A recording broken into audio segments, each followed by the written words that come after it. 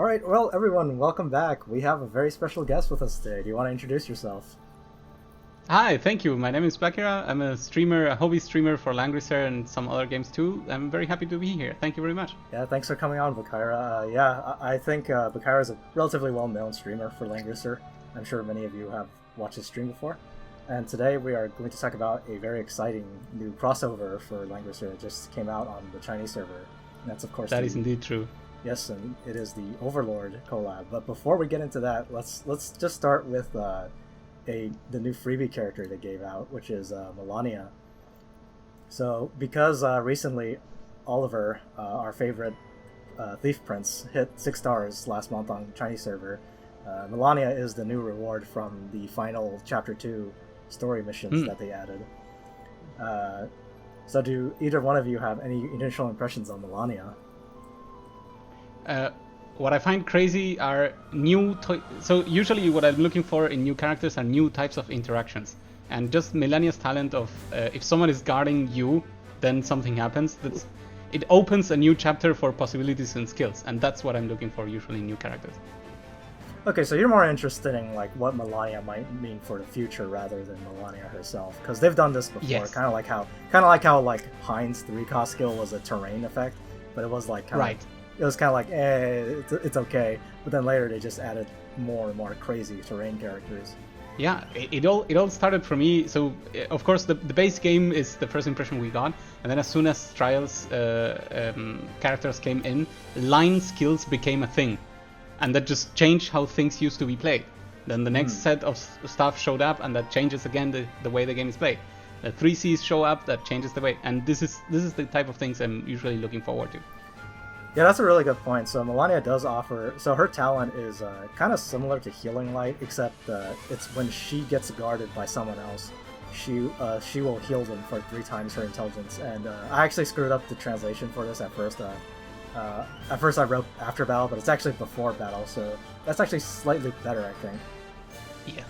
It's basically having the same effect of a Whiler, assuming the power is similar. Yeah. But you don't need to sacrifice yourself for it, right? Which is the crazy part of Whiler. Yeah, Melania herself is she's a very like all around mage. She kind of has a little bit of everything. She has the heal spell, but she also has some attack spells, and she has a very, very unique spell that allows you to turn one unit into a physical tank, which is such a weird... Pretty cool. I think the most insane part of that, of course, we will see how people end up using this. The most insane part is not to actually make a real tank or an attempt for a real tank, but making something like a summon, a disposable summon, the Necromancer skeletons, just being able to tank one hit. Take a one hit. Oh my god, it'll be good. Yeah, I was talking. I was talking to Sweet Dango right after this came out, and he sort of stumbled on the idea like, oh, if you're rushing, and you're like you have a unit that just finished, he already used up all his cooldown skills, and they're kind of disposable at this point. You could just appoint them as the tank, and and then your opponent, they have no choice. They gotta kill that unit, but now you can use your other leftover characters to finish them off if you're rushing. Yeah, that is very, very, very insane. So it's very interesting. Yeah, so Melania, I do think we will see a little bit of play from her.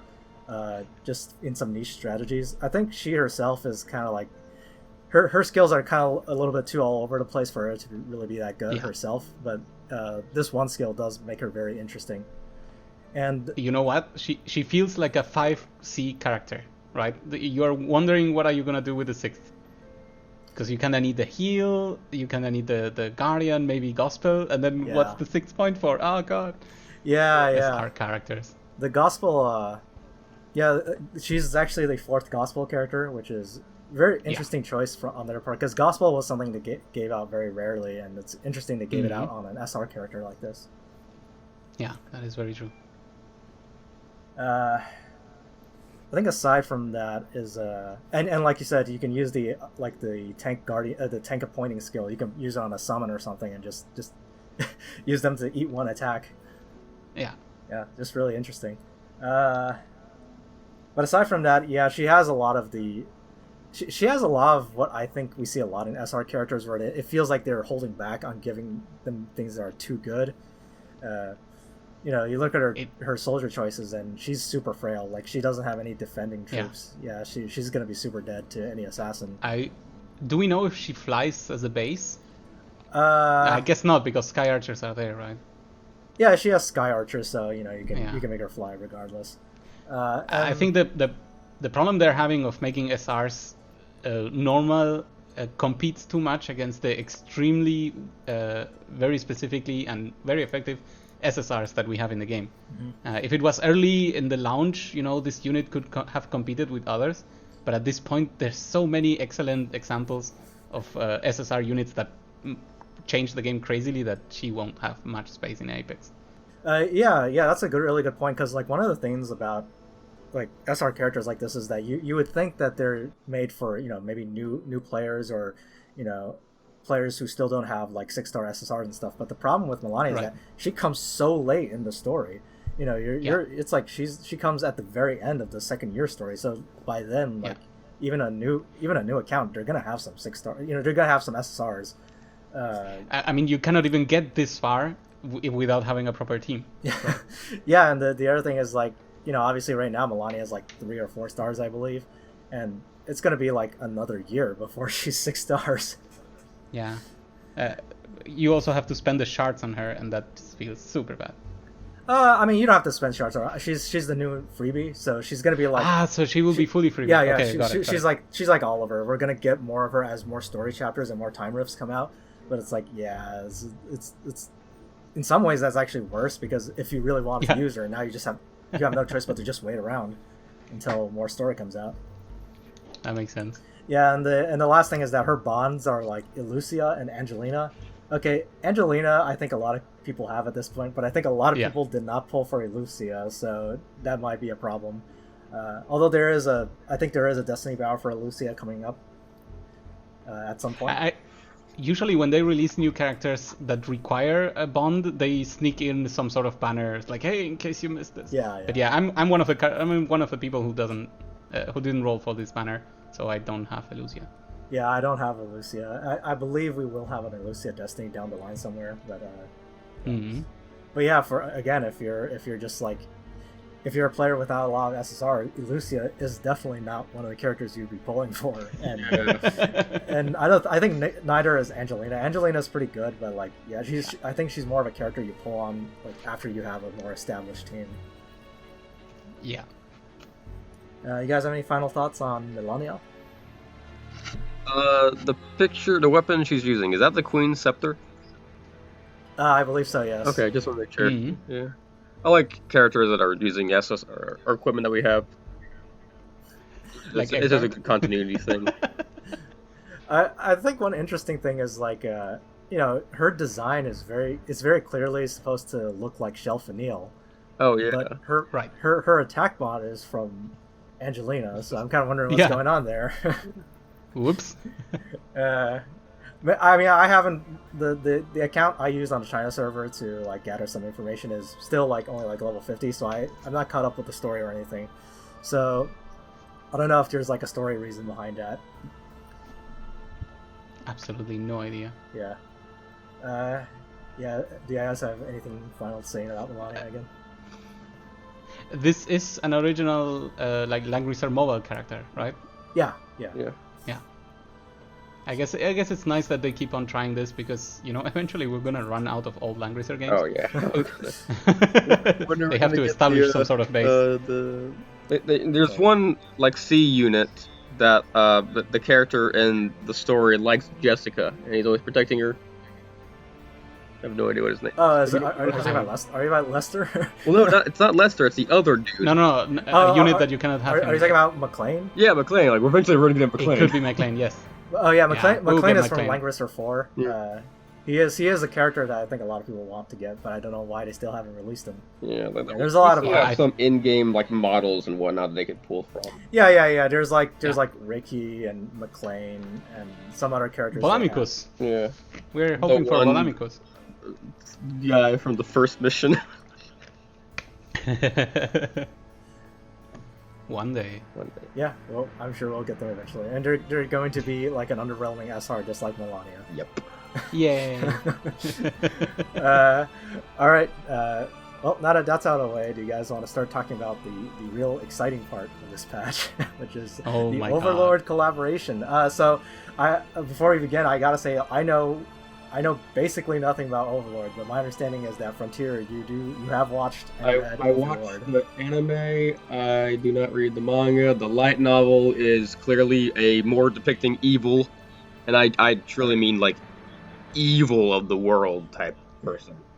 Okay, and Bakyra, you have, I think you've watched the anime before? The anime, yeah. So, maybe to put things a bit into context, I think since One Punch Man, a lot of newer animes are trying to, or of course this one coincidentally by the light novel, they're just trying to have the biggest badass guy and then put a story around that, right? Because I think there's like a Demon King Academy thing going on where he's also incredibly overpowered. There's, of course, Ainz, who is insanely overpowered for a reason that is stated in the novel. And it's a new type of anime. I don't know if it has a name yet, but it's kind of fun to watch, especially on the portions where they get to use their overpoweredness. I mean, to simplify that, sorry. It's an isekai, so that's probably the word you were trying to look for. So that means right. means summoned to another world. So what happens is he's playing MMO? Yeah, MMO, and he's like the top guild because he's been playing the game for so many years and whatnot. And then the game eventually shuts down because the company can't hold the thing or whatever. So he decides to log into the game at the very last minute, the very last second, and just wish it goodbye.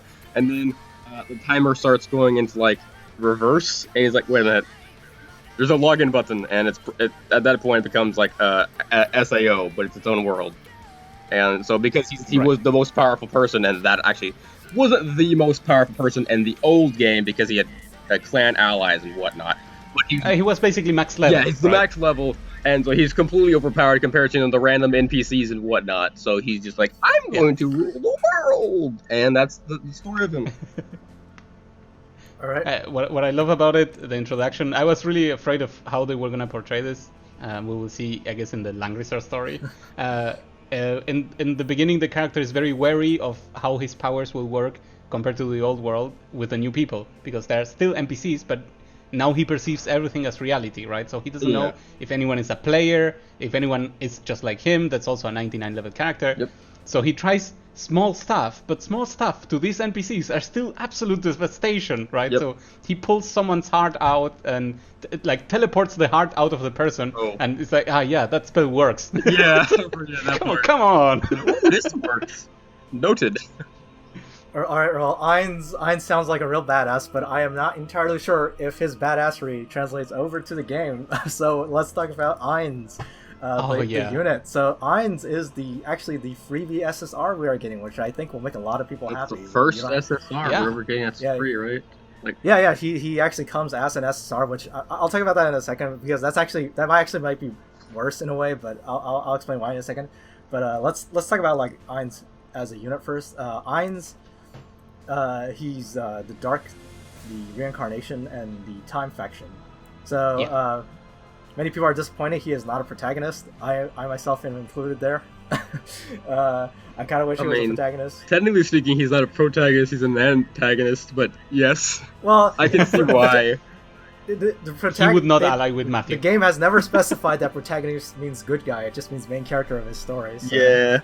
He would fit in protagonist, but I guess they didn't. But in that case, Bozel would have been protagonist too, right? Yeah. And he is the other Bozel, basically. I think it fits. I think the cool thing that they're portraying with his character in game is he's in for himself and ignore everyone else, which is why I love his version of faction buffing, basically. Oh, yeah. Which is self-buffing to the extreme. It's like, I'm not gonna help anyone else. People were even fantasizing, it's a third dark faction buff or something. No. This is for me, and all of you have to go and do your own stuff. You're talking really cool. You're talking about like his talent, or he just randomly the 3C, yeah. Yep. Oh yeah, there's that too. It's just ridiculous. So yeah, let's talk about that for a second. His talent is gives him random buffs. So the buffs from the talent are actually a unique buff. So they actually stack with faction buff. They stack? Oh, that's crazy. Yeah. So, but there are some very good buffs in there. You have damage dealt, you have damage taken, you have like intelligence, defense, and he critical hit rate, all stats there's even one that increases all stats at the same time.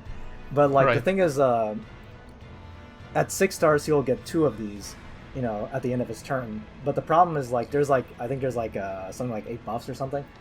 But it's the issue, of course, you probably would be able to know is that it's completely random. So you're kind of at the mercy of their RNG, whether or not you get something useful for a given situation. I actually there is a reason why they're choosing to do this, not the random part, but the buffing part. There's a very important fight that actually Ainz has with Shalltear throughout the story, where because he knows he has the time, he throws around 25 buff spells on himself. Oh yeah, which is an insanity of thing. He stands there, buffs himself before battle. He spends you would call this like half the episode just buffing himself, and then goes into the battle, and of course he has everything, right? So reflection of damage, every type of thing that you can imagine. And I think a better way to emphasize this, the random buff is cool, but something that would stay would make even more sense. Like the more time Ainz gets, the more he can buff. That would have been really cool. Yeah, the problem. That's the other problem. His buffs only last 1 turn, so you can't like stand. You can't stand around and stack buff after buff after buff. You have to. You just have to kind of pray that he gets the right buff. That is indeed correct. Yeah, I mean, I guess we never really introduced Ainz. Like Ainz is actually Ainz is a DPS character. He has both like. He's kind of well balanced for both single target and AoE. He has he has a very offensive soldier bonus, so he can do both AoE and single target. For single target, he has Lightning and Dark Reaper, which are pretty good spells. Dark Reaper especially, and he also has a very unique spell that allows him to attack first. Which is Reality Slash. Reality. Yeah, I actually, it took me a while, but I actually did go on the Overlord wiki to make sure I could get the right spell names, because apparently. Oh, cool. So this is. Yes, you got it right. I don't know if I got all of them right, but I'm pretty sure I got them. So this is Reality Reality Slash from the anime, I believe. And this is a 1 cooldown. It's a fast cooldown single target ability that does 1.5 times damage and has increased crit rate. And it will attack before the opponent, which is very, very cool. I think this spell will be very widely used. Yeah, I think this is very useful. Like just having an on demand like attack first like this, especially for a mage. I don't think there was a mage before this that could attack first. No. It was all physical DPS before this, like Sakura, and Emilia, I guess, could attack first, and Omega. Yeah. I guess he doesn't get to attack first, really, but from attack speed. The cool thing, even if you read through most of the spells of Ainz, even though some may not be used, is again they add new coding to the game that allow for new spells to exist in the future. Yeah, especially Reality Smash will be one of them, right? Like now you hit first with this attack, but if we go through the others 2, it's just crazy how much he can add to the game by existing, right? Not because don't forget about the teleport. Yeah, he has a and then kind of damage taken minus 20%, and restores 20 XP. Yeah. Like that's just he can get in and then dip out if he wants. Yeah. Yeah. As for AoE, like I think he'll be run more as an AoE character because his AoE spells are nice. Like he has Fallen Down, which is an AoE. Oh yeah, that's effective against flyers. Yeah. I saw a video clip of it. It's this really big badass spell from him. He has Black Hole, which of course is always a great spell, and of course he has this 3-cost AoE, which is actually really, really good in my opinion. Like it's so let's talk about his 3-cost skill for a second. This is a very unique skill. It's actually it's 3 skills in 1, which is very interesting. Yeah. So you want to go ahead and explain it? Oh yeah, sure. So basically this skill. I was able to play around with him a little bit because for once the Overlord event actually came out the same day as the banner. Crazy. Yeah, which is very nice of them to do for once. So this is 3 skills in 1. So when you click on it, it actually opens up another menu that has the 3 skills. So two of the skills in this 3 costs are just one-time use. They're just self buffs. These do last forever. So so one of them makes him into a flying unit and gives him move +1, and the other one increases his max HP by 15% and also restores all of his life. So these are the flying one. Of course, you will probably use at the very beginning of a fight, and then the HP one you can either use it immediately to make him more tanky, or you could use it to heal himself later on in the fight, which, you know, either one is pretty useful. Although, like, in PvP, I think you would want to use it early on, because Ainz himself is not that tanky. You know, if you want him to survive an assassin using his skeleton knights, which is his tanky troop, I think you can use this and he'll be decently tanky. I think he'll be as tanky as Bozo at least. Like, he has. There is a crazy thing though, and this comes together with using 3C, of course. He has one of the things he also has in the anime, which is the body of a fulgent beetle, even though it's pronounced whatever in Japanese. The thing is, there is a chance that you do nothing when attacking him. And if you go all in trying to get Ainz and you do literally nothing, because for anyone who isn't seen, there's a 30% chance that reduces damage from the enemy 90% when attacked. Right? So Zerida can come in and be like, yeah, ping pong, but actually dealt 0 damage. It's also passive. So that would be insane. The scariest thing. They're usually like, yeah, nope. Yeah, that's a pretty crazy passive. Yeah, I mean, it's only 30%, but yeah, that's still like third chance, and it's a passive. So.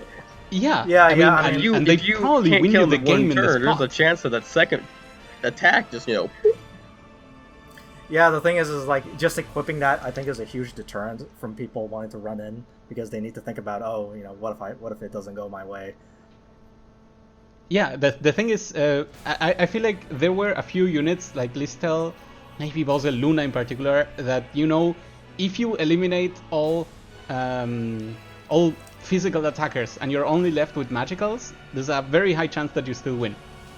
In this case, it's a bit the opposite. If you're left with physical attackers, there's a very good chance that he will keep on living, then he wishes his health back, and then he'll keep on living, and you'll be like, dang, there's just nothing I can do against this person. Actually, body of Fulgent Burial, I think it works on magical all types too. of damage, so, you know, I don't think you need to be worried about magic specifically, actually. That is true. Yeah. It's just that usually the ones who get to hit you are usually thieves, right? So assassins, because they bypass defenses. Usually Zerida was a counter to Bozel so that he could not get in range, because Zerida would get him. And in this case, if Zerida gets triggered by Body of Effulgent Burial, then that's it. It's basically over, right? Zerida doesn't get to move back because there's no kill. The attack on the Bozel equivalent is now lost. What follow-up comes after that? The dead Zerida. I think that could be really, really insane. And then the attack first ability, I think, also will be used a lot, because, again, if you try to attack onto a Zerida because she failed the kill, and you trade with her, that's also not positive. But with the skill where you hit first, that's insane. You get to kill an assassin. Both Joshua and Zerida have like the strongest and fastest counter-attack animations, so you always get some damage, but in this case, there's no damage. Oh. It's like having a Sakura alive, right? Yeah. So just kill anything. And of course, he also has his teleport, which gives him even more damage resistance. Yep. Yeah. It will be a really good question what skills people will end up using. The 3C is a given, and I'm pretty sure the body will also be being chosen every time. Yeah. We didn't talk that much about the AoE from the 3 cost, which is actually really, really good AoE, because like it's basically Black Hole, except it also strips 2 buffs and then turns them into debuffs instead of just giving 2 debuffs. And it only has a 3-turn cooldown, which is actually really fast for an AoE like this. Yeah, I actually think it's a pretty crazy AoE. Like it's pretty much as good as Black Hole, but it only has a 3-turn cooldown. And the spells are being so valuable lately. Yeah. Not only because they could remove guards and so on, it's just now all your stats are down, and they're also now debuffs. I think that's just crazy. Yeah, that's pretty much the only reason I use Almeida. she's there to strip buffs and give debuffs, of course. And this is just that on this is really nice. Yeah, on turn on to 11. I think the coolest, both the coolest and the bad part of the list of skills that it can do, of debuffs, is that it's basically Black Hole equivalent, which means there won't be a heal reverse, there won't be a heal turn into damage. So, like the newer skills, there isn't even the act again negation. Yeah. Which also means that there's more chance for silence, of course, which is a favorite. I can do silence, heal block, it's there, passive disable. Those are all nice. Yeah, it's basically Black Hole equivalent, right? Yeah. I think it is. Just one funny note to add at the end. There's a moment in the anime where he also uses literally black hole. Yeah. If they had not put that spell in, it would have been a disaster. It's like, oh, come on, we have literally the same spell. All right. So let's talk about some downsides, I guess, of Ainz. Ainz, although many people compare him to Bozol, of course, he cannot faction buff, which is an issue when building a box. Yeah. You do want someone who can buff. I mean, they're kind of running into a problem with Heroes of Time characters, is that Heroes of Time already has 3 buffers. So, they could always add more, but then the faction will actually become very powerful. But at the same time, the issue is that they don't rerun the Time characters that often. So they're kind of running into like a dilemma here. It's like, do we add more faction buffs and risk making the faction too powerful? But if we don't, newer players aren't going to have access to more Time faction buffs. Yep. And yes, that is a real problem. Yeah. So the other issue with Ainz, of course, is which we kind of touched on very briefly, is that Ainz comes as an SSR, but he comes at 3 stars. You only get 60 shards for Ainz from the event, so he comes at 3 stars, no extra shards. You gotta shard him all the way from 3 to 6. Oh dang, that's maybe the one deterrent I can see right now. Yeah, that's a big downside. Most of the time, we at least get like a 4-star, right? Yeah, I mean, most of the time we get an SR that gives... Yeah, an SR at 5, Yeah. Parn, of course, Parn came at 4 stars, which was an exception. And this time he comes at 3 stars, but... I mean, he's an SSR. He does have, like, the full 100%, like, soldier bonus that SSRs have. Right. But aside from that, like, that's the unless you're a super big Ainz fan, I think you might be hesitant to invest, like, all those sweeps into him. Yeah. I mean, to be fair, it's basically the similar experience that most players get with a newly acquired SSR, right? Mm-hmm. You start at 3, if you got lucky, you start at 4, and that's it. Yeah. Go ahead. Make a plan. But I guess with this, they're trying to say the game is going to stay for a while. You can go ahead and make plans. I guess the thing is, the difference here is, like, usually when we get a freebie like Iris or Close or anybody else at 5-star, you can immediately use them. So Ainz is like, now like, because you have to shard him from 3 stars, just like another SSR, he's basically in competition with all those other SSRs now. Like Iris, most people still have Iris at 5 stars. You have some whales who have Iris at 6 stars, but like Iris, she's at 5 stars. Everybody runs her at everybody still runs her at 5 stars because she's so good. Yep. Ainz is a DPS unit. I think he is very much wants to have the extra stars for all the stats at least. And at 6 stars he gets the 2 buffs instead of just 1 buff, which is probably very useful. Mm-hmm. I think so. Of course, when it comes down to one of the elimination matches, people may shift out an Ainz for their trusty units. Mm-hmm. But I absolutely see people using Ainz at least from 4 stars on, because most of what he brings is actually not independent of stats, but it's gonna be very effective regardless, right? If you cast 2 transformations of debuffs, it really doesn't matter who you are. You could be doing 2 damage for all you care, and then suddenly all the enemy characters don't have any power to them. They'll hit your tank for nothing, and Ainz will be safe. And the hit first thing, even if it doesn't kill first, it makes sure that all the troops are gone, so the counterattack is even negligible, right? So all his usefulness will still be there, and most importantly, which is something that I was doing with Akaya as soon as I got her, you need practice with these characters that are odd, because he is odd. And what you want to do is make sure that you understand all the ins and outs of such characters, because you don't know in which matches you can use the wish that heals you back before you get hit, because you need the HP more, but suddenly you don't, and it's very tricky to get these characters right on the first go, and practice makes, of course, good and perfect. I think Ainz is definitely they've been very hit or miss with the freebie characters. We got, like, of course, the 2 healers we got were excellent. Close and Iris were really good freebies.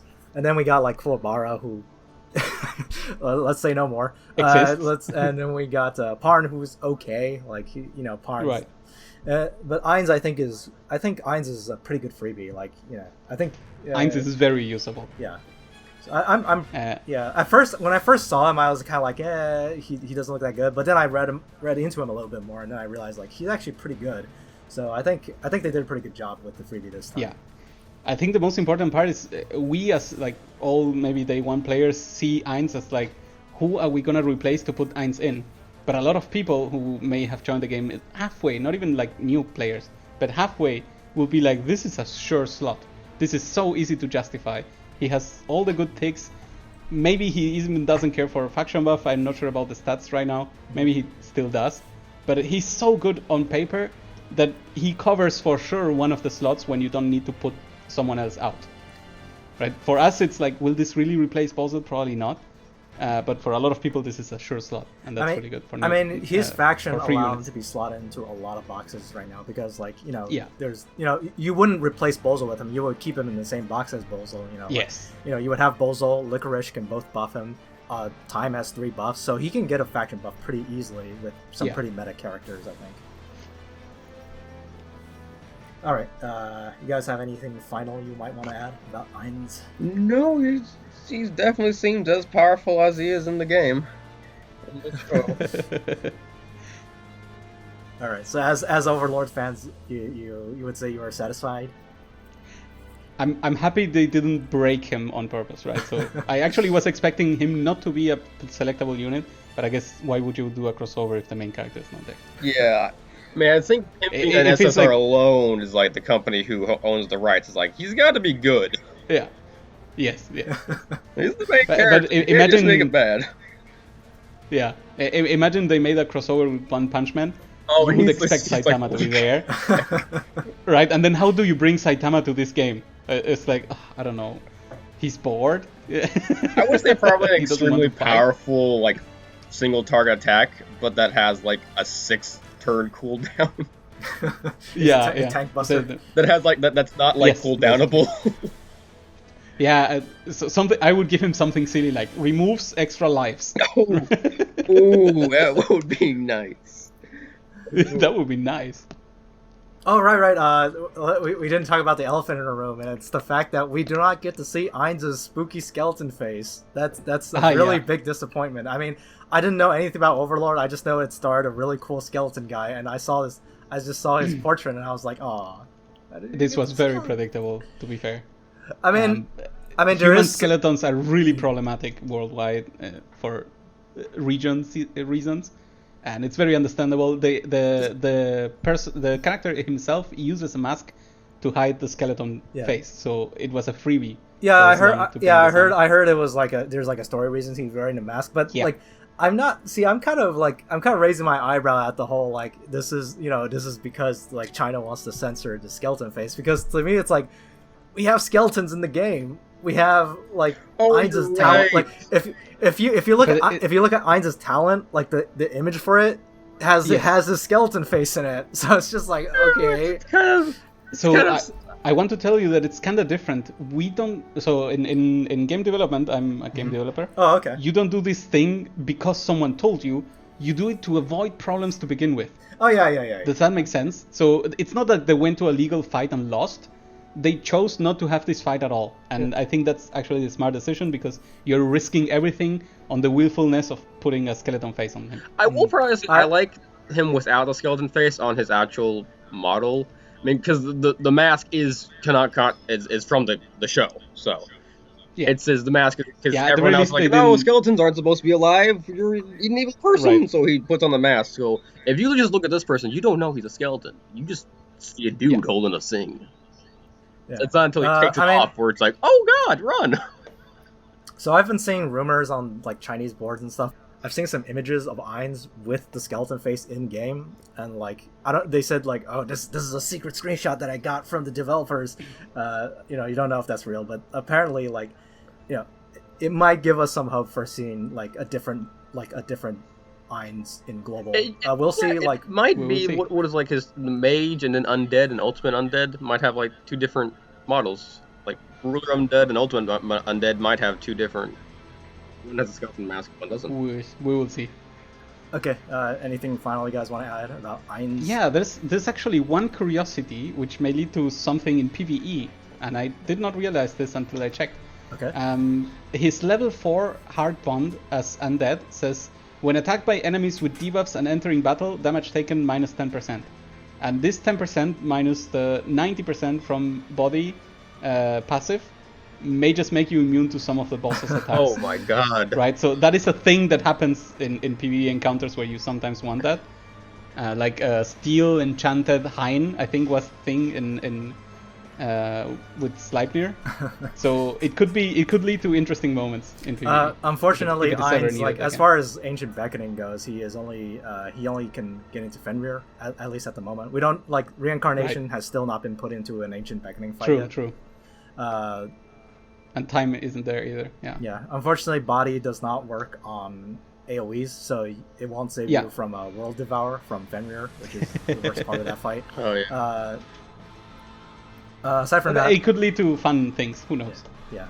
For like Eternal Temple, he is in Leviar. I think he'll be pretty useful in Leviar actually. Yeah. Yeah. If you still haven't cleared Leviar, he might be useful for you. It's a good freebie. Yeah. Yeah, he's pretty good. I think he might be the strongest freebie we'll get so far. As far as like DPS goes, definitely. Yeah. I think he's the best one. Yeah. All right. Well, if you guys have nothing else to say, let's move on to the gacha units this time. And of course, the first one is Albedo. Like I said, I have not watched Overlord, so the only thing I know about Albedo is that she's like a succubus, and she's a succubus. She is either making sexually suggestive poses or making funny faces or doing both of those at the same time. She is, I believe, the tank. She is the tank in the show as well, right? Yes. Yeah. And of course they follow that, and she is a tank in game as well, and she is actually the first like really good tank for the Dark faction and the first tank period for the Reincarnation faction. Oh, so if you have Reincarnation, you might want to get her. Yeah. I mean, Reincarnation right now, the problem is that they only have one buffer, which is Ares, and people don't run a faction buff on Ares that much. But for Dark faction, I mean, before this, Dark faction had, they had Bernhardt, who could sort of tank, they had Ultimate, who could sort of tank, and they had Betty, who could sort of tank. None of those were like particularly popular main tank choices, but Albedo looks super tanky. Like, I mean, her talent is insane. Like, her talent is a huge power creep, in my opinion. Like, okay, so her talent says when there are allies within 2 blocks, she can get up to 25% damage resistance, 25 all damage resistance, so both physical and magical. Yeah. So like the requirement for this is basically non-existent, because when are you not going to have allies within 2 blocks for her? I mean, so compare this to Leden's talent. Leden's talent is 15% damage reduction all the time. But Albedo's requirement is basically non-existent, so she just gets 10% extra damage reduction over Leden all the time.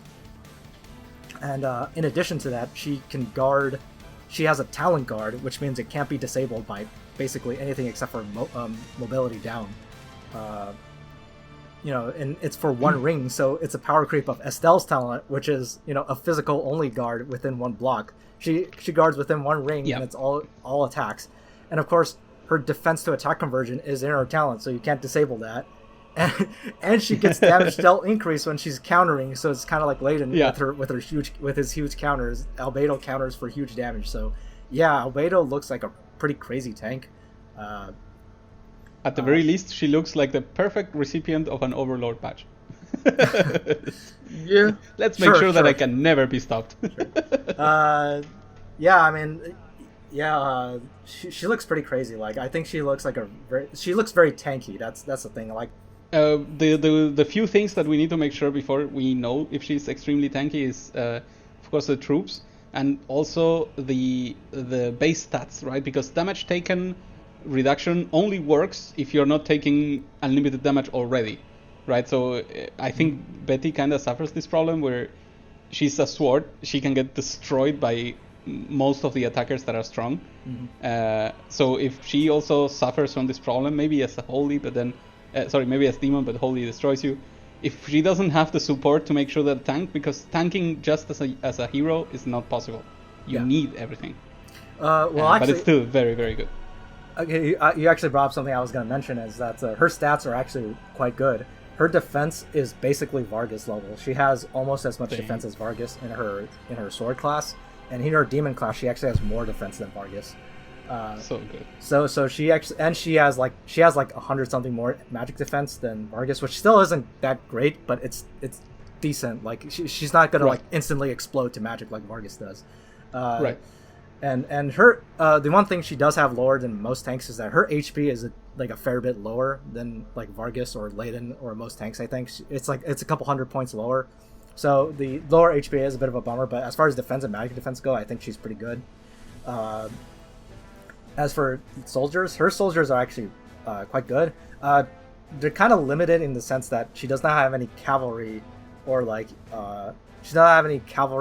demon tanky soldiers. I think she basically sticks to phalanx probably most of the time, which phalanx are really good.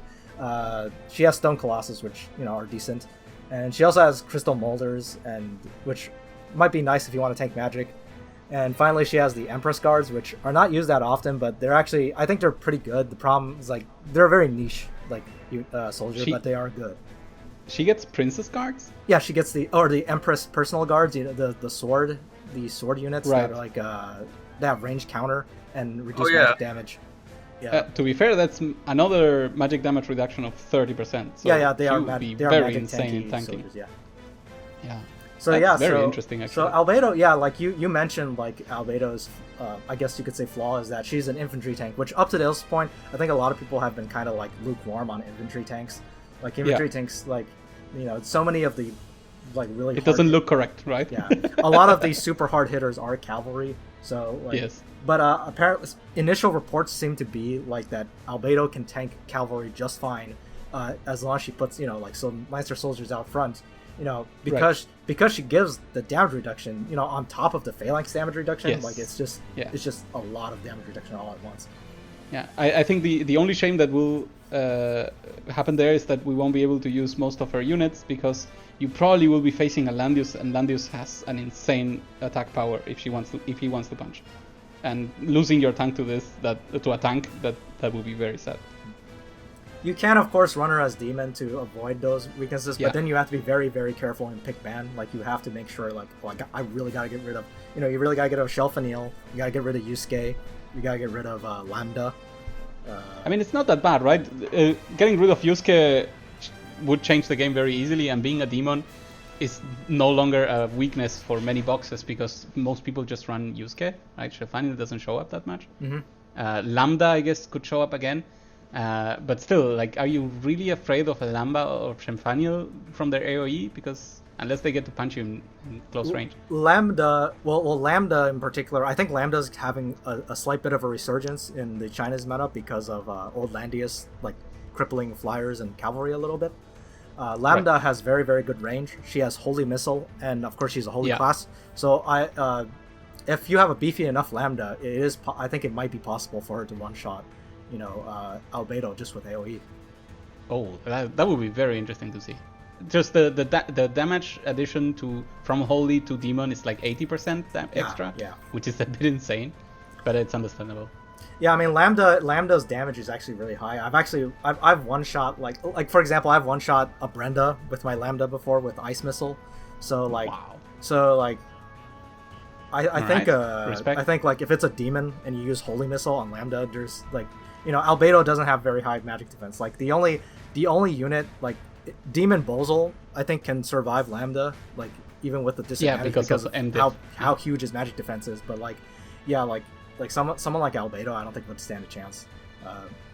That's very interesting. She of course has like a revive in her 3-cost skill. Yeah. Like her 3-cost skill is pretty crazy. Like so it gives a revive.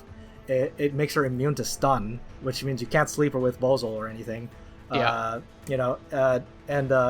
a standard 2-block guard, which is fine. But then it also reduces critical hits that she takes.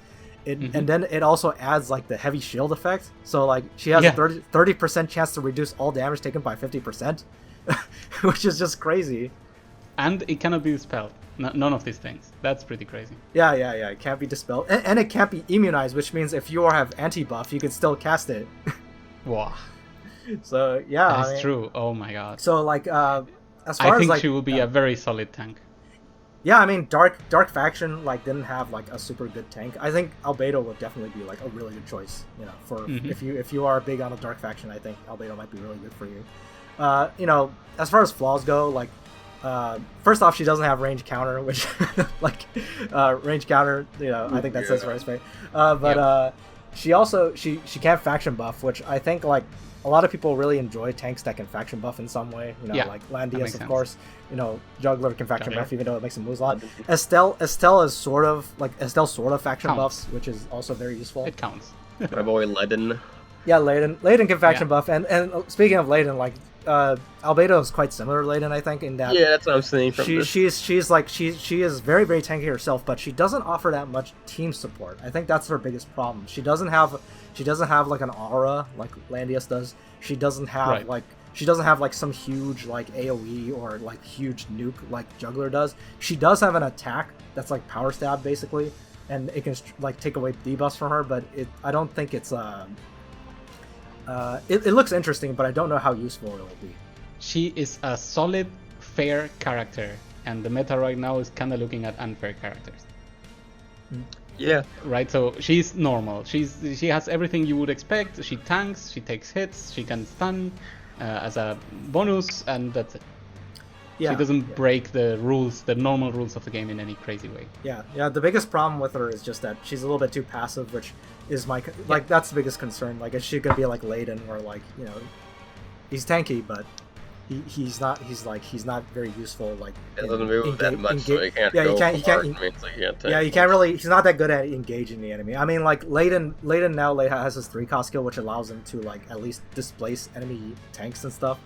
Albedo doesn't have anything like that. Right. Yeah. I will say her 3-cost skill, the icon, is from the anime, because one time she's in armor and someone like makes a rude comment to Ainz and she goes all ballistic, and that's like the exact thing, like, how dare you insult the master. And Ainz is like, calm down, and she's like, okay. I gotta say, I was somewhat disappointed that they chose Albedo, because her character is very odd in this show, and I don't really know if it's like the perfect fit for bringing her over. There was like many other possibilities, but I guess they chose for this because she is still a popular character. I don't. The thing is, making her interesting. There's only like a couple of people they could have really brought over, and it definitely would have been Albedo, just because she's like the side person. From what I understand, she's sort of one of the main characters. Like, she is. She's definitely a top side character and stuff. Shalltear is kind of just there, but if they did bring Albedo, they had to bring Shalltear because Shalltear is Albedo's rival for. They're both love interest to Ainz. Yes. So it's like they had to bring her over, which it makes complete sense. I mean, they could have brought completely different characters, but then a lot of the fans would have been like, what? Yes, exactly. So if they had the chance to bring more, there would have been a lot of interesting choices. Oh, there would have been. We would have gotten the monk dude who punches people, the giant bug guy. Yeah, or even Mare, like the two elf characters together as one. That also could have been super interesting. It's just they chose for the safe stuff. I mean, that's always how it is with collabs, you know. Like, you know, there's always going to be like people who say, "Oh, I wish they would have brought this character in." But it's like, you know, they always only add like 3 characters or something. So for Yu they brought everyone, right? So that was pretty insane. Oh, Yu Yu Hakusho, they brought everyone. Yeah, that was pretty cool. I guess, yeah, but in Yu Yu Hakusho, like, you had to bring everybody. It's like, it's like 5 I don't know. Toguro Brothers felt a little bit odd, but whatever. It's fine. I mean, they had 1 freebie and 2 banners, so I guess they hit the 4 characters, and then they decided we need to have. Oh no! let's add 1 villain. So let's add like, I think Toguro is the most popular villain from like Yu Yu Hakusho, which is why they chose him. Mm-hmm. I mean, if it wasn't Toguro, I imagine it would have been like Sensui or something. Right, so I think the only problem I have with Albedo as a choice is that she would not have been able to break the mold in terms of crazy things that she could do. Right, she brings to the table stuff that everyone expects out of a tank, out of a character. Yeah. She doesn't bring any surprises. Yeah, she is. I will say she's nothing particularly new, but I think she is quite a solid tank. And exactly. Yeah. So dark faction mains will be happy. Yes, that is very true. You guys have any final thoughts on Albedo as a unit? I haven't looked at Shalltear yet, but it would seem that they tried to make all the characters somewhat balanced, because I mean, in the anime they're not balanced whatsoever. Yeah, that is indeed correct. Top tier, like the person that Albedo and Shalltear are NPCs, and they're both made by like the top tank of the entire game and the top DPS person. So like they're players who made them knew how to game the system. So realistically, they would be completely broken. but they would have to be fair for like the rest gotcha. of us plebs. Okay. Yeah. So, well, since you brought it up, let's just move on to Shalltear then. So, Yeah. like Shalltear is so happy for Shalltear. Okay, so Shalltear is just like I want to get most of them now. just like Ainz and Albedo, Shalltear is a dark faction unit, and she also gets instead of getting reincarnation faction, she got Meteor Strike, which is also a very good faction. So, her factions are quite good. Yeah, Dark Time and Meteor are excellent factions. Shalltear is a Lancer DPS, or she can also be run as a demon. So she's gonna get a lot of comparisons to Elwyn. Really, Lancer DPS? I'm going to get her too. she's gonna get a lot of comparisons to Elwyn and Brenda, I think. Yes. So let's talk about. Let's start with her talent. So basically, her talent is kind of interesting. So her talent requires her to have 100% life, and then she'll get 20% attack and 2 movement, which is, I think, a very key part of her talent. And then she also gets a physical shield that blocks a ton of damage, and has a 3-turn cooldown after it gets used up. She also has a self-heal, kind of like Elwyn, but it's only for she's player. A vampire. So it's only yeah.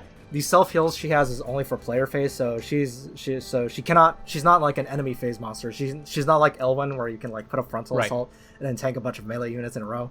Shalltear needs to be attacking actively to get the self-heal.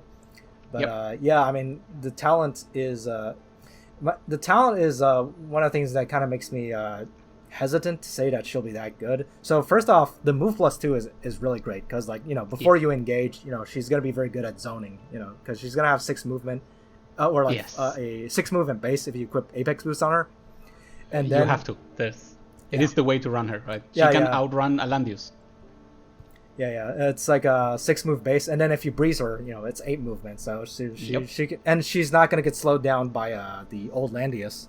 So that alone is it might be very scary. But aside from that, the attack boost from the 100% HP, I think is a bit of a problem in the sense that it's very easy to break 100% HP effects. It's just one hit away and boom. Yeah, just you get a paper cut and it's gone.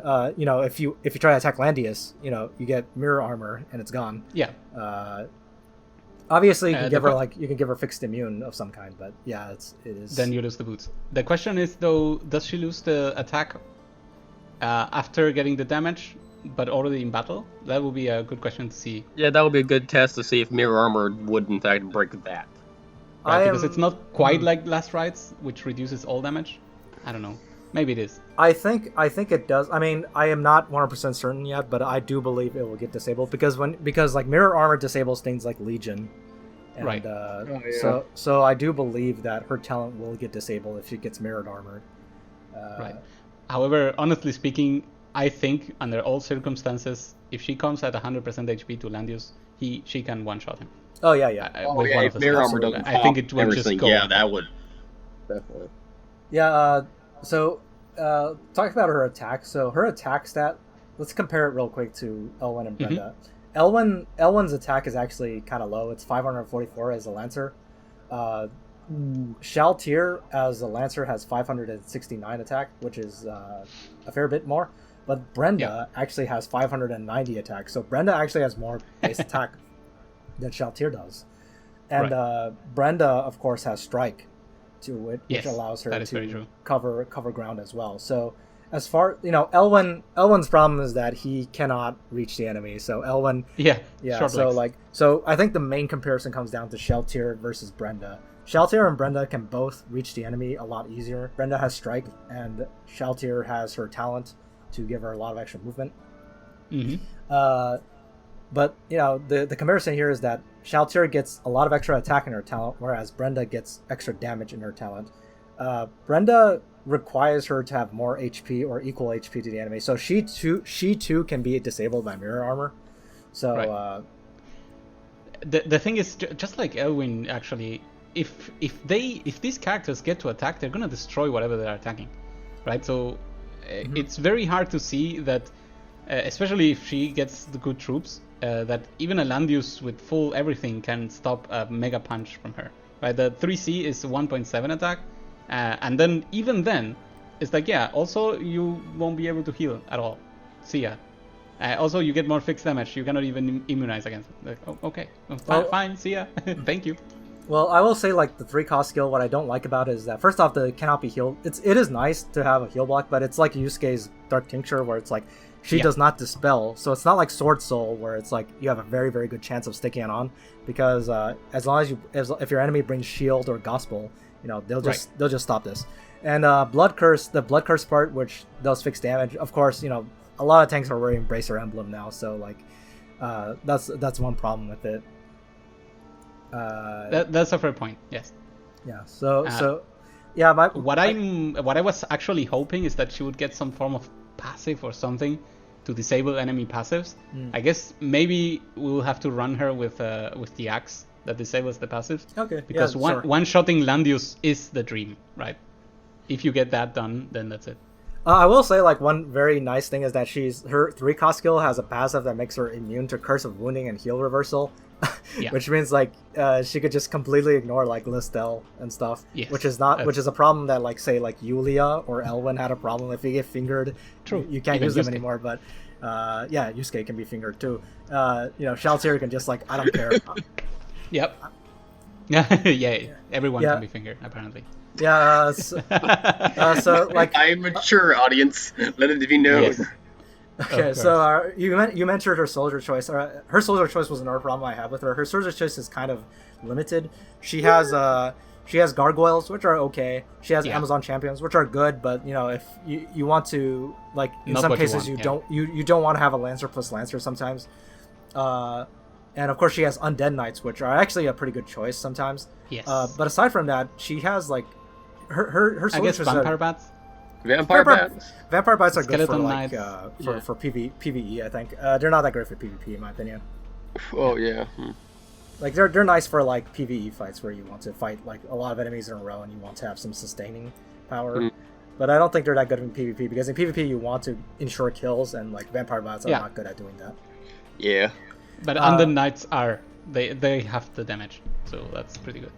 Yeah. But aside from that, they gave her some very, very odd soldiers. They gave her Stone Colossus, Vanguard Lancer, and Skeleton Knight. Stone Colossus and Skeleton Knight are tanking troops. I don't understand why she would need those. And Vanguard Lancer, I think, is some kind of joke.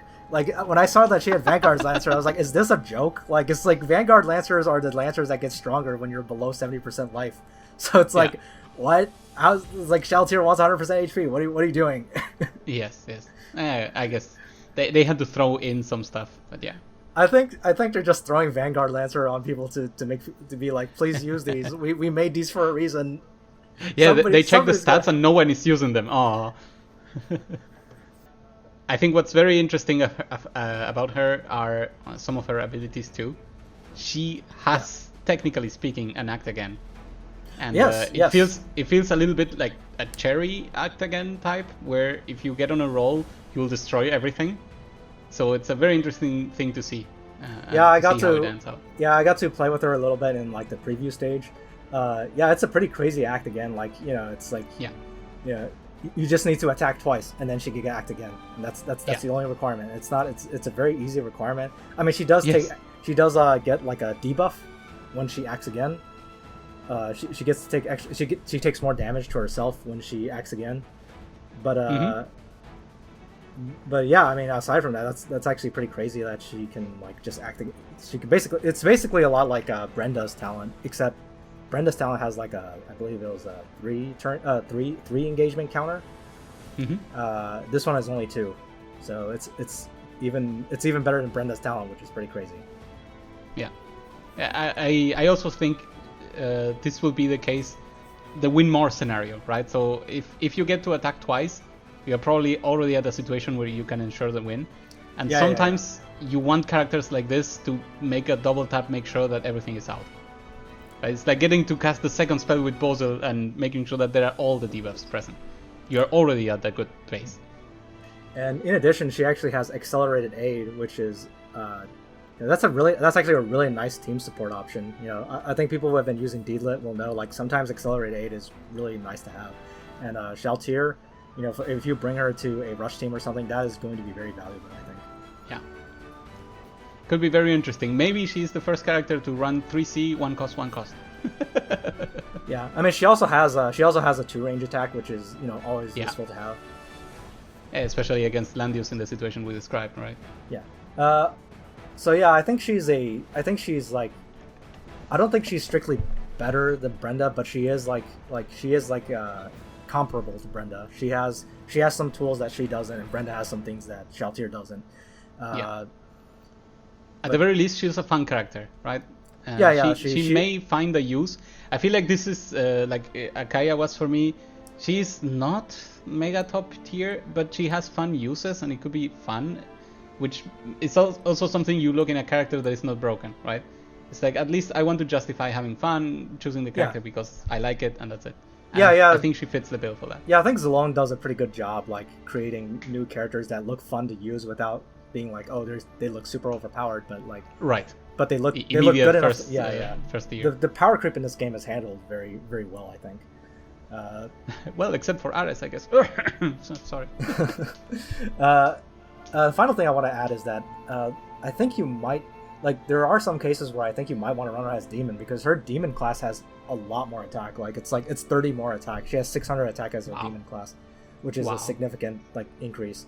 The problem, of course, is that as her demon class, I believe she cannot use Apex boots, and that is usually the case. Yeah, and I mean, unless it's an exception, you know, sometimes there's exceptions, but you know, and of course she's gonna have the holy weakness, which gotta be careful with that. Yeah, but also if you go for that, you also won't be able to use an axe, right? And I think axes are extremely strong in this game.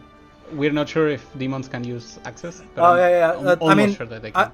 I'll check. I'll actually go check after this video if she has an exception for her, because you know, like Arian Rod, for example, she can use spears and axes in her holy class because of the unique class. Oh, I hear a kitty. Because of the unique class. He's upset about touching him. Yeah. So Arian Rod has a unique holy class that can use spears and axes. So I believe Shalltear actually also has a unique demon class that can use spears. And I'm not sure. Very interesting. I'm not sure about axes. I'll check again after this. It will be very interesting to see, because at the very least, the Peacemaker already threatens a Landius one shot, and then Ragnarok and Scarlet Reaper are just good by themselves. So there's also that. Yeah, axes are just a really good weapon type. There's so many good axes, and lances are like, eh. Yes, you don't want to be stuck with lances. Lances are not that great. Okay, do you guys have anything you want to add about Shalltear? I guess it's interesting to see that she actually gets a few 2-range attacks. So it may not be the case that you bring 2 1-costers. So the 2-cost Purifying Javelin, it's basically Javelin with some dispel. And it's basically a ranged roar, and it causes Curse of Wounding, which is always a very powerful debuff.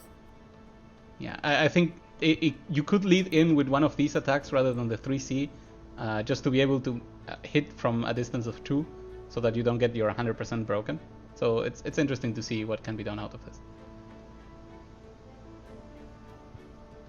All right, Frontier, you want to add anything? No, not really. So as an Overlord fan, do you think they did Shalltear justice here? Yeah. I mean, she does die in the anime, but because Ainz is the Lord of the Undead, he's like, nope, you're gonna just be revived. He got a tiny bit of health, though. Yeah. But yeah, it was a close fight, let's say the least. Yeah. I think the one thing she is kind of lacking as a flavor thing is to be able to summon bats. Yes, that would have been neat. Yeah, even if they were not as useful, I think it would have been cute. Yeah. And one thing, you know what? Oh, that would have been amazing. If she had gotten something to make her very unique, she could have had the summon bats and having the ability to actually attack the bats, which is something that she does in the anime to regain health. The heal, yeah. Right, so in the anime she summons things that she attacks herself to regain health, and that's a very unique mechanic that can be actually used in this game too. Right, so that's pretty cool. Yeah, and then you get 1 stack for the act again thing. It all seems like it could fit. Yeah, because then she could gain HP from the damage dealt, and then got back to 100 HP. Yeah. Then been able gets to one be stack attacked for the again, act and then again. do shenanigans. It would have been so much fun. Yeah, of It's a course, then lost again, opportunity. you might have accidentally gotten your physical shield on the bats. Well, whoops. Yeah, oops. There has to be a cost to everything, right? Yeah. That would have been neat. Oh well, she's still a good character, and I'm gonna try to get her. And Me too. outdo and all of the people. All these people. I mean, they're not actually people. They're all that. Logistics. In this particular linguistics. All of this. All right. Well, if we are done with Shalltear, I guess we can start talking about the new 3-cost skills they added. So this time, because there are 3 new characters and they all came with 3-cost skills, they only added 2 3-cost skills to the old characters, which is kind of disappointing. I guess they decided they really only want to go with 5 3-cost skills total every time. Yeah. But this time, Clarett and Hiei got 3-cost skills, who are 2 characters who are already very popular. Yep. So first we have Clarett, who got like a very odd 3-cost skill in my opinion. So she basically gets a super roar. That's basically what it is. And like the odd thing I find about this 3-cost skill is that it has a specific clause in it that makes it like work against another skill she has, which is very odd. I don't think they've ever done this before. But I mean, I kind of understand why they did it, because like Clarett is already like a pretty good character, and they didn't want it to be too crazy for you to be able to follow up with this. Yes. So I think this skill basically can replace Roar for the most part. You can either use it you can either just not care about the second part of the skill, where it doesn't, where like there's an extra effect if you're not demoralized, and just use it to replace Roar in the typical Clarett tank busting situation. Right. Or you could use it another way, which is that only use this skill immediately without using Thunder Flash. And the way I would see it is that if you use Thunder Flash and you realize that the tank is not going to die, you can run away. And then later on in the fight, when your engagement is closer to each other, you can run Clarett in and use her 3-cost skill and dispel 6 buffs and put all these like all these crazy debuffs on your opponent, which I think is I think that is a very interesting option they've given her. Got any thoughts? Their main question here was what were they going to do with the interaction with Flash? Because of course most people use her to destroy the tank and then whatever. I think what they're trying to do here is see players if there is a way for you to keep your Clarett alive and do stuff with her rather than suicide runs. Which I guess makes a lot of sense, right? You want to make characters more interesting than bomb and then good luck. Yeah, I mean this I think this 3-cost skill is pretty good. It's not insane, but I mean some people were saying it's good and some people were like really disappointed when they first announced it. I think it's good. You know, just the debuffs it gives, even without the bonus effect, are like actually very devastating to the most popular tanks. You know, anti-buff is of course very devastating to any tank because that means they can't put up guard. And Landius about to come out, and Landius can't put up his conversion if he can't be buffed, so that makes Landius very squishy. And of course, passive disabled is like a huge dent against Landius, and it hurts. It hurts Juggler a lot as well. A Juggler. It also says Juggler, before battle. He loses the defense conversion. Yeah. I think it's pretty strong. I also don't think anyone who was not using Clarett already will suddenly want to include her out of nowhere and start sharding her or whatever. Yeah. So it's a good addition to the character. It doesn't make her a unique piece, but maybe I'm wrong. Who knows? Maybe she gets to kill everything. I think there was the thing where Flash was in a weird spot when it killed the target. So maybe this is the place to use Awakening skill on. Possibly, but I mean, when usually when Clarett kills someone, she's gonna die. Yes. Like, I think they want people to find ways not to have that happen every time. Yeah. So I think like I said, I think it's an interesting option, but it's not a huge change for her, but I think it does improve her. Yeah. Yes. There's a clear advantage to it. Yeah. Any thoughts, Frontier? No. I have Clarett. I don't use her. I've only seen her be used once. I don't do PvP a lot, but she killed my Ledin, so I don't like her. Yeah, Clarett is quite a scary tank buster, especially if you let your opponent have like attack blessing or something. Yeah, first time I saw Clarett used, I'm like, oh, my Ledin's dead. Dang. So yeah, definitely more scary in my opinion now. Yeah. I don't think there's a ton to say about this skill. But the next skill is Hiei's 3 cost, and oh my god, when I saw this I was like, oh my god, this is awful. And not awful in the sense that it's a bad skill, it's awful in the sense that I really hate dealing with Hiei, and this is just going to make it even worse. So Hiei's 3 cost skill is basically combining his 2 attack skills, the one that ignores guard, and the one that inflicts the curse. Yep. So before this, like oftentimes Hiei had to choose between the two, like because like a lot of times when you bring his guard pierce, you wanted to bring backstab, and then you wouldn't have space for the heal the evil eye attack anymore. Now you don't have to choose between the two because you can bring backstab plus his 3 cost plus his transform. This 3 cost skill basically, I mean, the 3 cost skill basically like makes it so that his normal attacks are his evil eye skill now. His evil eye, yeah. If he crits during a normal attack, when he's transformed, he will inflict that evil eye debuff. And then the active part of the skill is basically just his guard piercing skill. So this adds a couple extra things. First off, when he guard pierces, he will also be able to inflict the evil eye, and he will not have to choose. Like I said, you don't want to have to choose between his guard pierce and the evil eye skill. Yeah. The big downside to this I can only see is that Hiei's crit rate is somewhat lower than most assassins, and if you run into enemies with a lot of crit reduction, then you might fail to crit. And that is the only downside I see to this. Aside from that, this looks like it is very scary. I already hated dealing with Hiei. This is going to make it even worse. But basically, Hiei's job was very straightforward, and I don't think this changes much of it. It is just a better skill to equip, and there are circumstances where it will come very in handy. That's it. Because honestly speaking, like after the buff wears off, how long has Hiei survived? At that point, the match is in a very weird spot. So this is more of a one-shot with the correct skill. Please stop using 5 points in him, because we made skills for you to use 6. So I guess in this case, they upgraded the existing skills.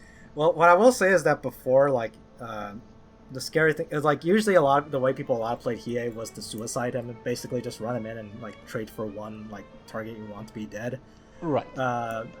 But I mean, in a close quarters fight, like before, like after Hiei used his skill, like his next turn he couldn't really do anything, because he didn't have his guard pierce up anymore. But with this, it means like he can guard pierce and kill like one enemy, and then next turn when he gets to act twice, he can just attack the tank with his his curse skill, and you know he can't kill tanks. He usually can't kill tanks. He might be able to kill juggler. But like, just putting on the curse while doing some bit of damage to them is probably enough to like threaten the opponent's tank a lot. Yes. So the best part of this is that it works against anything that is not a Landius, right? Because first of all, Landius will probably kill you back, and second, he doesn't really care about assassins in general. So you're already in a bad spot if you're fighting Hiei versus Landius. But against everyone else, it turns out to be very, very effective. Against other tanks, right, that don't kill you as easily. Yeah. I mean, I will say, like, my box in general is quite weak to assassins. That's probably why I hate dealing with Hiei so much. I hate dealing with assassins in general. But, so every time I see an assassin get a buff, I just groan, because I'm like, no. Yeah, especially if he gets one more move. It's like, oh god, now he moves, what, 9 spots? Oh god. Yeah, just gonna be like, another personal kid. Yeah. All parts behind basically. So Frontier, have you run into Hiei in PvP? No, I've used him. I have him to like 4 stars. I can see how he's definitely, you know, when he gets up there, definitely can be really good. Mm-hmm. Yeah. I'm using him and I'm very happy with him. This will be a good addition for me. Yeah. He gets the job more done now. All right. Yeah, I think there's not a lot to say about the 3-cost skills this time. They're relatively simple, simple, like slight buffs to characters that are already good.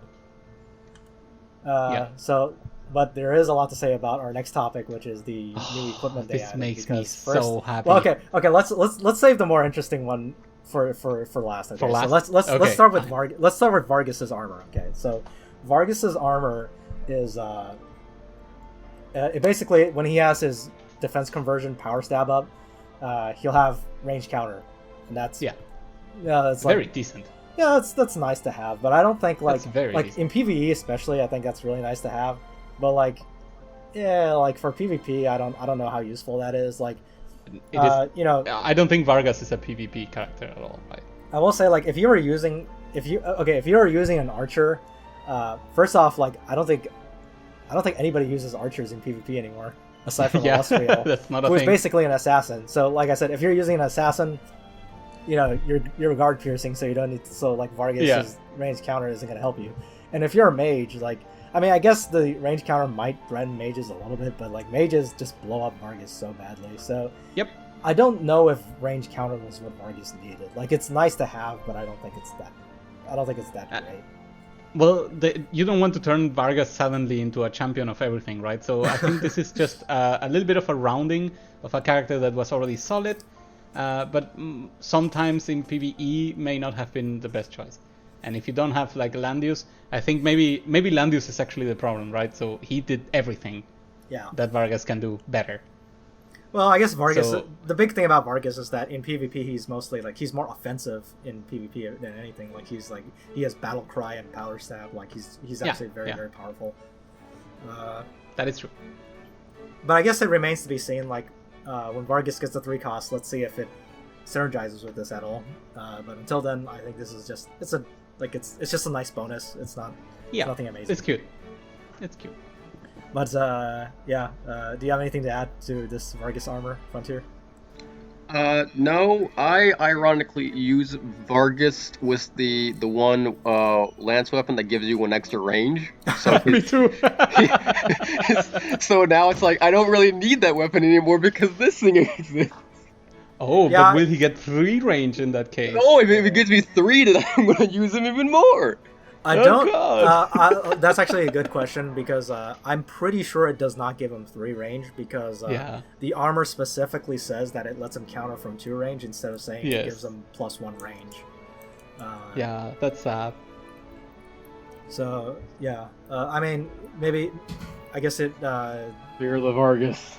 We'll see if it gets tested at some point, but I don't think it gives him 3 range with clothesline pull. I just realized, are we going to get Echoes of Light for Ainz al Ghul? The Echo of Light is for Shalltear and Albedo, but Ainz does get a free skin from the event, which is his Dark Knight skin, I believe, or the Dark Warrior skin. Nice, okay. So we completely forgot to talk about that. Well, if you guys are done with the Vargas armor, I guess we can move on to. I think this has been making quite a buzz in Discord and stuff, and a lot of discussions. It's Akaya's weapon. So good. Akaya's weapon looks very very interesting. So basically, first off, it has both attack and intelligence, a lot like Sonya's weapon, which is very good for Aka because she uses both stats. But the interesting part is the effect. So basically, when she ends her turn for the first time, she is going to immediately summon a wolf spirit. Yep. And it will inherit 75% of her stats. And this can only happen once per battle. So even though for some people this might not sound crazy, if you understand how Akaya works, this is actually a really, really huge buff for her, I think. Because this is a game changer no other for her. Yeah, because, one big problem with Akaya was always that, the big question is how do I get that first wolf? And the immediate idea that everybody saw with this is that you can end her turn. Well, you can use her Blood of the Shiga skill, which allows her to act again. That immediately puts the wolf down, and then you can immediately use her sprint ability, and everybody will have 30% extra attack and 2 movement.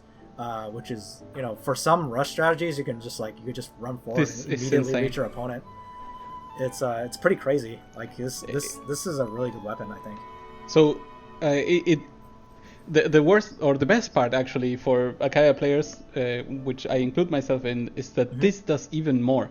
Right now, I am actually using Sonia's weapon on Aka, because even without the text part of the box, having both stats is incredibly useful. So first of all, finally a weapon, amazing. Second, yes, it may be tricky to find a way to enchant again a perfect balance between my attack and my intelligence, because that's one of the ways to run her. First, then the second part is finally we get some base stats, right? Attack and int plus 10%. That is an insane number. 10% is a lot. Yeah. And then finally, exactly as you mentioned, if you're player 1, you can activate Breeze on demand. If you're player 2, you can activate Act Again on demand on the first turn even, and that is just ridiculous. I love this. I love this weapon everywhere I see it. Everything is fine. Actually, the stats of the wolves are completely irrelevant. Basically, this will be the Luna of rush strategies hats as well. Yeah, right? You can trigger +2 move for everyone. That's it. Yeah, like Akaya is like she has so many. Like the thing is, like Akaya has always had very powerful skills, but the problem is, how do I get that wolf? Yes, and that is indeed correct. This immediately solves that problem. You have a wolf to start out with, so you can do all kinds of things with her. Without any. She doesn't need a support anymore. She doesn't need Gizaroff to sacrifice his construct for her anymore, or anything like that. Actually, most of the time, the way when I deploy Akaya I work with is who is going to die, both of my opponent or mine, so that Akaya can do her stuff. Yeah. There were occasions where I threw in a unit on purpose to deal some extra damage, to make sure that Akaya on the last turn would have a wolf, or the opponent would have to leave my unit alive. That was a trade-off, right? And then they had to make a choice. And either way, I was having an advantage. And it was very hard to calculate all of this, which was now simplified by this weapon a million, and that makes me really happy.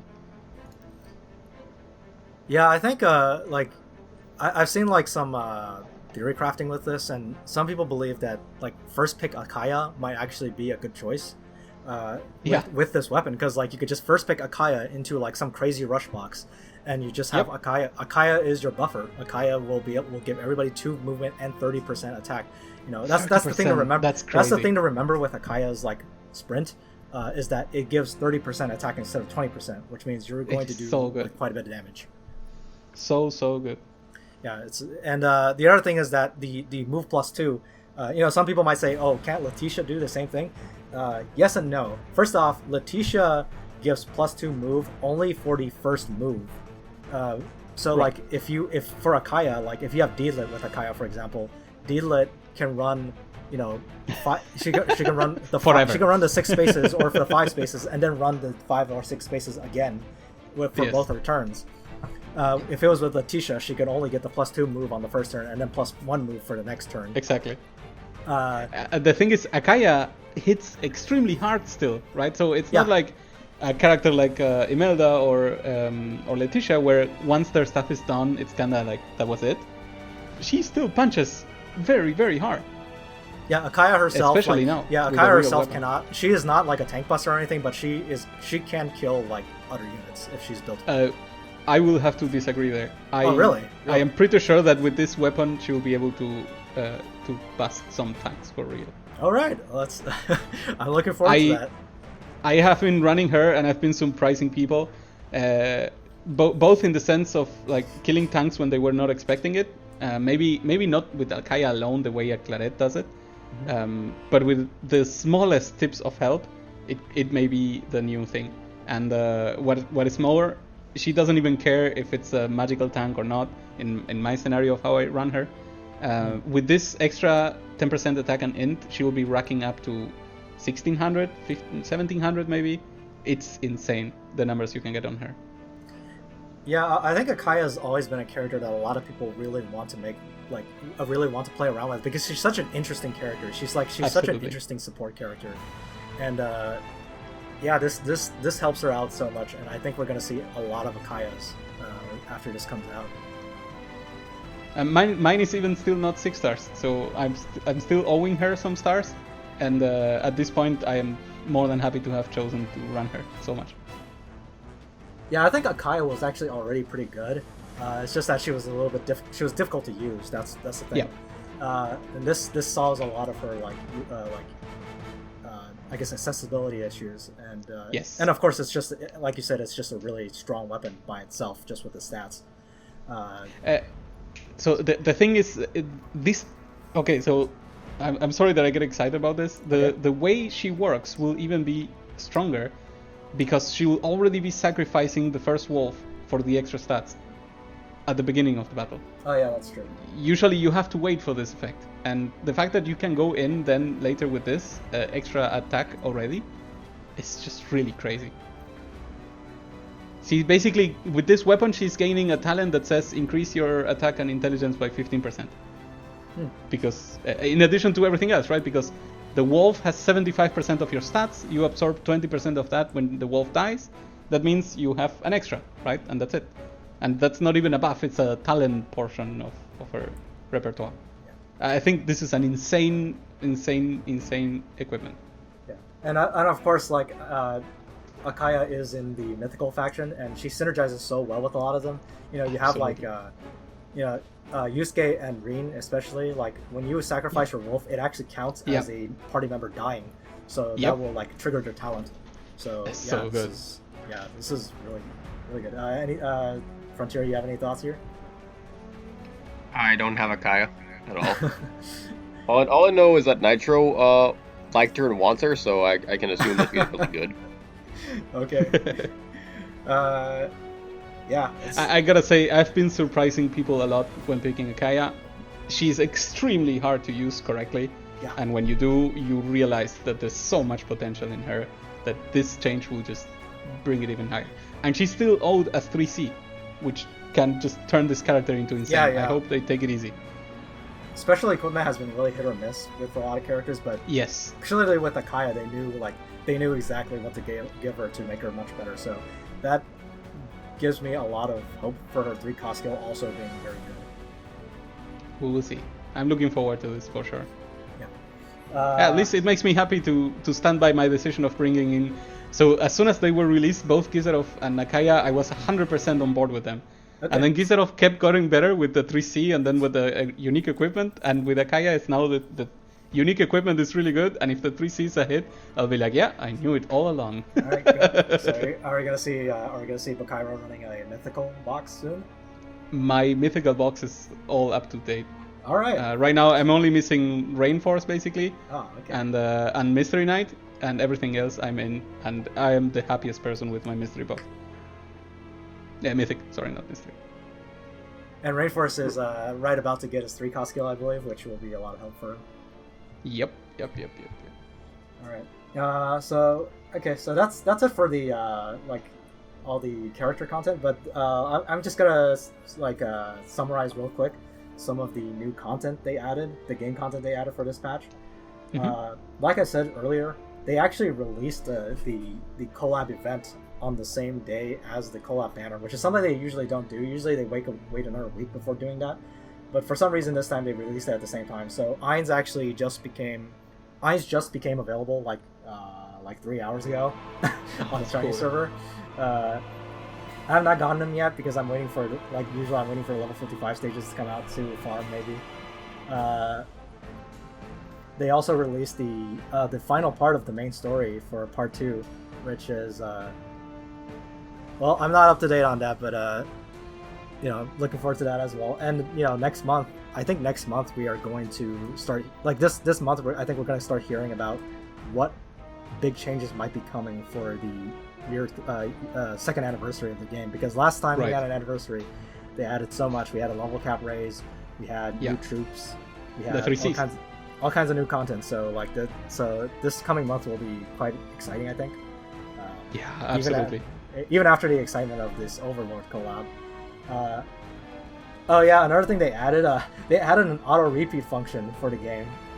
So like the Secret Realm, like the Experience stage, Aniki, Dragon, Bond Realm, and certain Secret Realm stages, there's an auto repeat button now.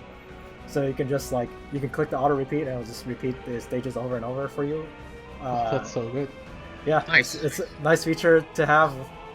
Yeah, it's nice for the events. But for some reason they made it so that you can only use it 20 times a day. But okay, whatever. Like 20 times is like I guess. I mean, still, let's think about it like an event. So you do 20 times a day, you got a bunch of points or a bunch of stuff. Yeah, and from what I can, and this actually also works for multiplayer. So like although it's like it's a little bit finicky. I think like once you activate it, everybody has to stay and everybody has to activate it or something like that. It's a little bit weird, but it is a nice feature. Really strong. This is one of the things actually they were calling for, because in their other game, what was it called? Something of the goddesses. This feature was created with such quality. Like you could basically, the equivalent would be you could farm all night with all your burgers on anything in multiplayer without being there. And that is just huge, right? So that's, I have 130 burgers. That's a lot of Anikis I would like to run, but I have over like 300. Yeah. This is limited. The to accumulation 20. just happens. Yeah, you can only use this 20 times a day, but like if you do it a little bit every day, you're gonna use up the burgers. Yes, so 20 is really it's nice to have. Yeah. Finally, they added a new like movie banner. Basically, it's a new banner that's so I think they're kind of phasing out the previous movie banner, which was the Layden Tiaris and Leon Lana banners, which are anytime a new player made an account, they would get those banners. But they have created a new type of banner, where it's called Wish Summon. So basically, it offers 8 characters: Leon, Lana, Bozel, Layden, Elwyn, Liana, Tiaris, and Luna. And for this banner, you can actually choose 2 of those characters, and you will, on your first SSR poll, you will be guaranteed one of the 2 you chose, and then on the third SSR poll, you will be guaranteed the other one you chose. Wow! So this is very, very nice for. Yeah, it's very, very nice for new players. I mean, that's amazing. Like these, and of course these are like PvE star characters. You know, like Bozo, Luna, Tiaris. They're all like big PvE characters. So yeah, you got 8 of the 9 top characters, basically. Yeah. So even though like on global server we don't get new players as often, but we do get them every now and then, and I think this is going to be very great for them. Mm-hmm. Yeah, it's also a good thing to run with the Overlord banner. You have to put all those newbie friendly things together. Oh yeah, even with the collab banner, definitely, because since they're dark faction, that there's no easy access dark faction. There's no SR dark buffer. Right. So get that for Bozo. a new player, they could just choose Bozel if they're joining on the month of the Overlord collab. So good. All right, I think that's pretty much all we have for everyone today. Do you guys have any final thoughts you want to add? I just wanted to thank you for the opportunity of showing up here. This was really a lot of fun for me. Yeah. Thanks a lot for coming on, Bakyra. It's been great. All right. You have anything you want to say, Shalltear? No, I'm good. We covered everything. All right, and so this patch will be coming in about 6 months, I believe, in around December, which is quite a long ways from now, but not that far off when you really think about everything else. You can start. For those of you who really, really want the Shalltear and Albedo, you can start saving up your crystals now. Yeah. We'll dump 40,000. I mean, they're gonna take a hit from the second trials banner. Cold Steel. Oh yeah, I forgot about those ones. Yeah, there's still a long way to go to that. So Cold Steel banner should be around. Cold Steel banner should be like in about a month from now. Yeah, basically the next MU after this one. Oh, then we're gonna get the Ares, Beta, and Amelia. Yeah. So the Cold Steel banner is going to be about a month from now. So after that, if you want to just save after that, you have 4 months to save for for Albedo and Shalltear. But aside from that, that's pretty much all you guys have for you today. Again, thanks for coming on, Bakyra. It's been a lot of fun. Thank you very much. All right. With that, we'll see you guys next time. Yep. Goodbye.